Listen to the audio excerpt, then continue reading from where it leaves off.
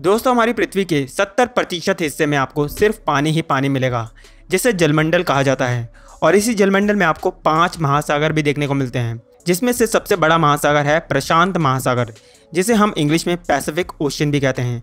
दूसरे नंबर पर आता है अटलांटिक महासागर, और तीसरे नंबर पर आता है हिंद महासागर, और चौथे नंबर पर आता है दक्षिणी महासागर, और 5वें नंबर पर आता है आर्कटिक महासागर।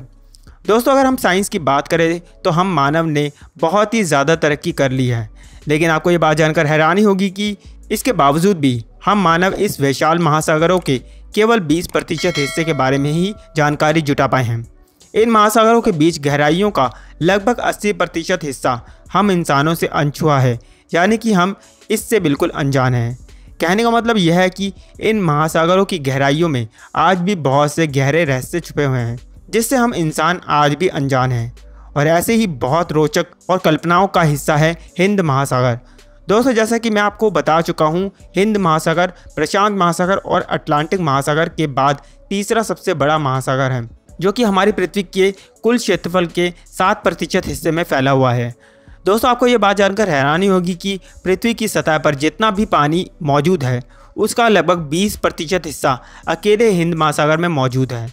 दोस्तों इस महासागर की खास बात यह है कि इस महासागर का नाम हमारे प्यारे देश हिंदुस्तान के नाम पर पड़ा है। ये दुनिया का एकमात्र ऐसा महासागर है जिसका नाम किसी देश के नाम पर पड़ा है, चाहे आप इसे इंग्लिश में बोलें तो इंडियन ओशन या हिंदी में बोलें तो हिंद महासागर। दोस्तों अगर हम अपने प्राचीन सांस्कृतिक साहित्यों की किताब में देखें तो इसका नाम रत्नाकर के नाम से बताया गया है, जिसका मतलब होता है रत्न उत्पन्न करने वाला महासागर। आपको ये बात बता दूं कि हिंदू महाग्रंथों में इसे हिंदू महासागर के नाम से भी जाना जाता है। क्या आपको पता है हिंद महासागर को सबसे युवा महासागर भी कहा जाता है, क्योंकि शोधकर्ताओं के मुताबिक इस महासागर का जन्म तकरीबन 73 करोड़ सालों पहले ही हुआ था। दोस्तों आपको मैं ये भी बता दूं कि हिंद महासागर का पानी दूसरे महासागरों से काफ़ी ज़्यादा गर्म है, यानी कि हिंद महासागर का पानी कभी कभी इतना गर्म हो जाता है कि इसका मैक्सिमम टेम्परेचर 36 डिग्री तक पहुंच जाता है।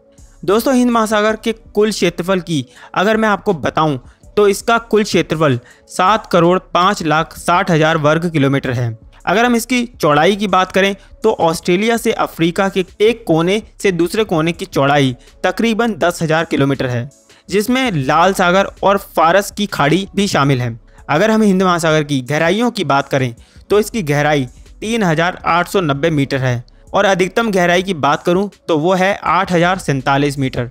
दोस्तों वैसे तो इस महासागर में हजारों टापू और द्वीप आपको मिल जाएंगे, लेकिन अगर मैं सबसे बड़े द्वीपों की बात करूं तो वो है मेडागास्कर और श्रीलंका सबसे बड़े आइलैंड हैं। दोस्तों हिंद महासागर का फैलाव इंडिया के पश्चिम में अफ्रीका से लेकर पूर्व में इंडोनेशिया से ऑस्ट्रेलिया के किनारों तक फैला हुआ है।